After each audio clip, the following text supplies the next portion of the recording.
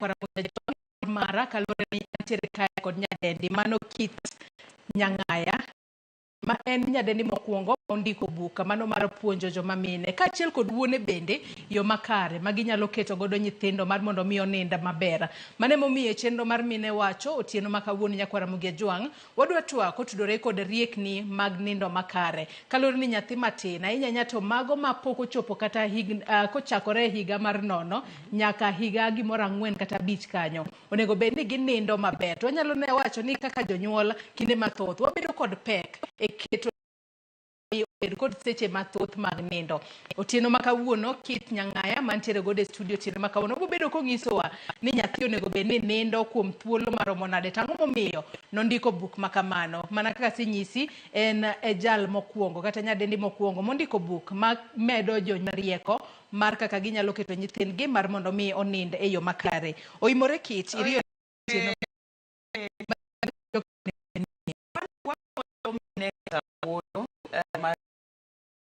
nikech wakia nindo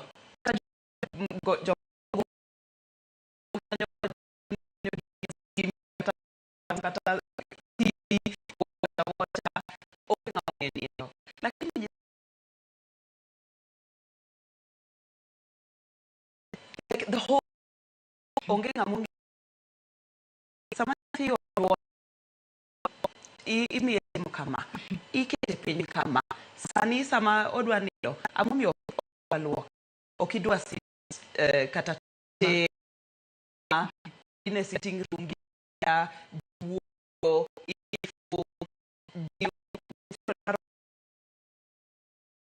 gidwaro nes maber koro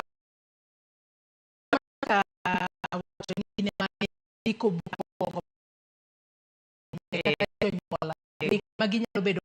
magiketo nyithindo mar mondo mi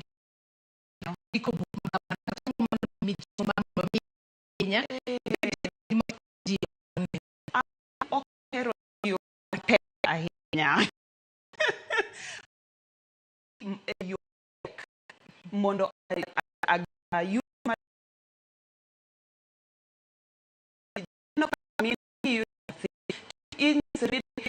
tiyo matek ema koro abedo miyo maber ne koro okanind ne koro onge kama okachiem ana rita nyathi dungu neno kaka alich neu donga lich ni ukoro mane emiderigo okatim kamano an ahero tiyo e yo mairiek mondo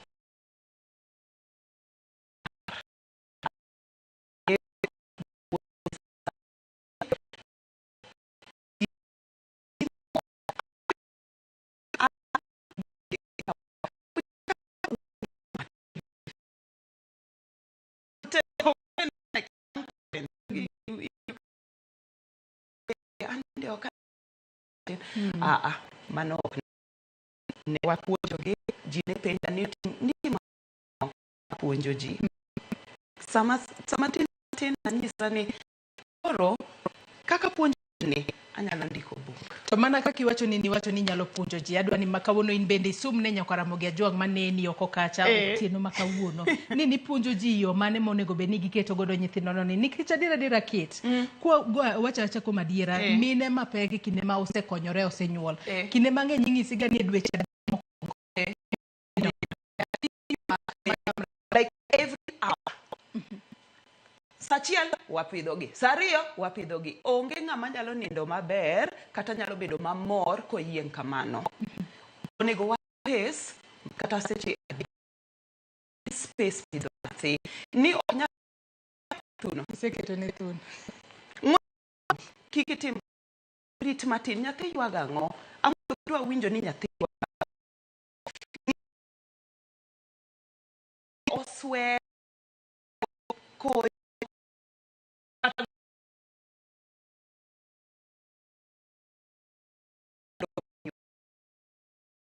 oyieng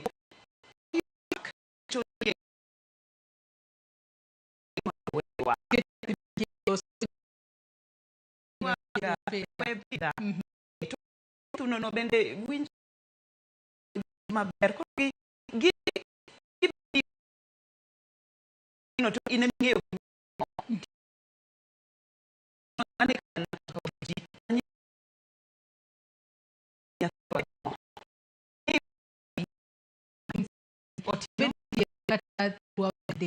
Otieno kata 12. Nyithinda an gi mani higni 17 ginindo seche 12 to sama chiewo sana ineno ka nyithindo nindo mane kaka gidongo. Koro uru nyithindo nindo odiochieng' gibiro nindo maber otieno. Uru ketni uru ok nindo ok nindo maber. Onego bed ni timo to ka bet onego ni nikech waneno ni ok miyudo ka no matindo kata mago ma johigni kuom gibe ni chako ni study kod nindo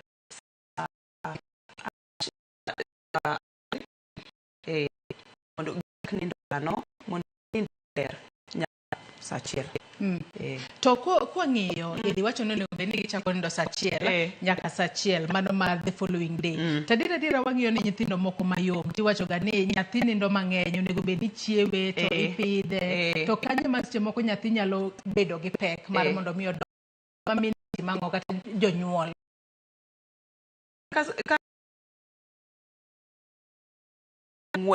tichiewe kiki yaw simu iketo Instagram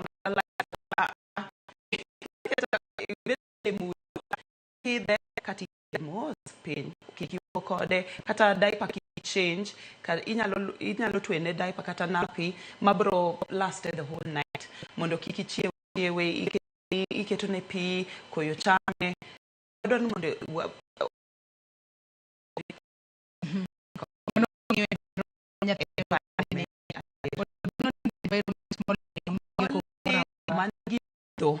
manotieno odiochieng' need kamora adwaro mondo uyud kata kanisa nyalo tero nikech wan jo Afrika wadhi mora gi nyithindo ok wawe ato ka nyathi ok obedo kod nindo moromo kaluwore ni nyaka puonjo ji kaka obedo kod nindo moromo ang'o matimore kata ere kaka mano effect gima mar nyathi kata mar jonyuol mage mongo kata sama ok inindo maber bing'eni kata nitie gik moko miluongo prison camps camps deprivation koro ibedo kata ginyalo keto thum kata gimoro amora mondo kik inind kamano timreni ti inyalo tho mane gima watimo ne nyithindwa ya kineno mane gima watimo ne nyithindwa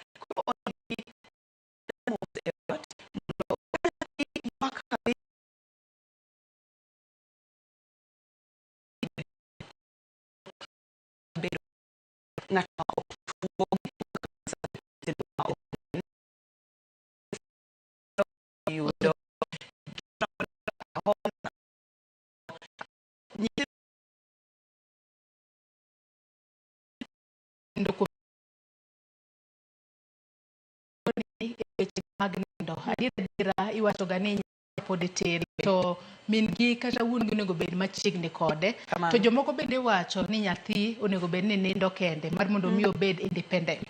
adira nitiere ka adira mine moko to wacho ni kata we anindo amiye lit moro awinjo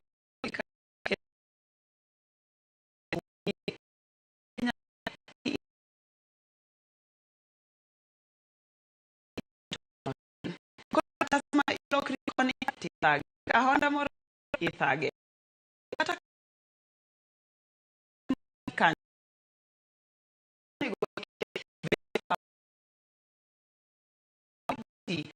kete kanyo to nyalo nindo maber samo ywak wende kikithage aneno ka ote moro kae awach Bahati Africana wacho na sedonjo kendo koro anetwaka kod jalony weche nindo ka penjo magi an godo gin adek. Dhano onego nindo kuom thuolo maromo nade kata kuom seche madirom adi. Nindo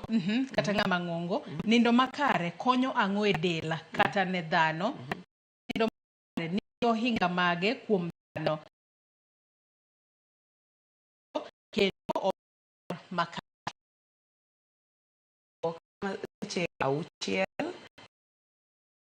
in the beginning of the night ok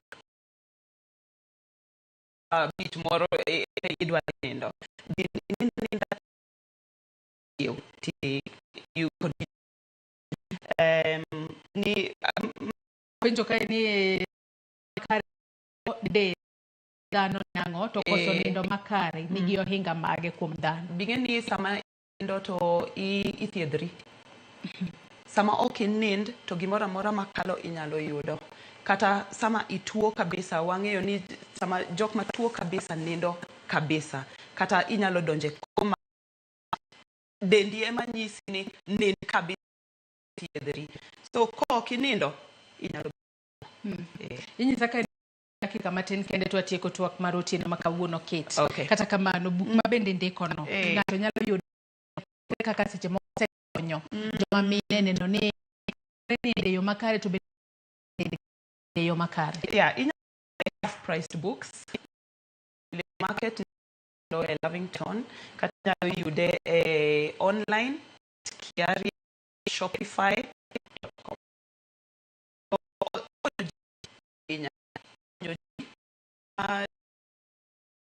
social media buni nikech book nitie pages ma inyalo ndike ifill in en kaka workshop ma amiyo ginyisa ni oyot somo nikech ane mandike modong buge modong wayudo America, Britain, Europe gi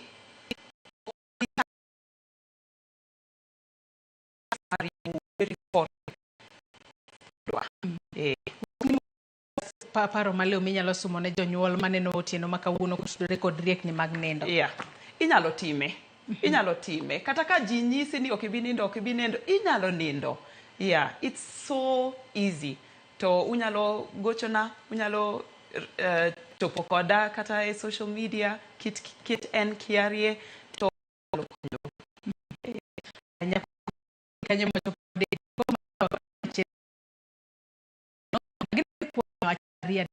motudore kod kaka inyalo bedo kod nindo makare otieno kata kaka inyalo miyo nyathini mar mondo miyo nindo makare. Kitt wacho kae ni nyathi koyo kama tin kama onego bed ni mietho kaka ng'ama miyo onego bed ni nono ni nyathini ywak bedo ni seche moko diaper ne opong' odwaro nyalo bedo ni seche moko uncomfortable kalore ni yieng'o ma thoth ahinya bende nyalo miyo ng'ato ok ninda ni e yo makare. Yena mondo mi aka sani yena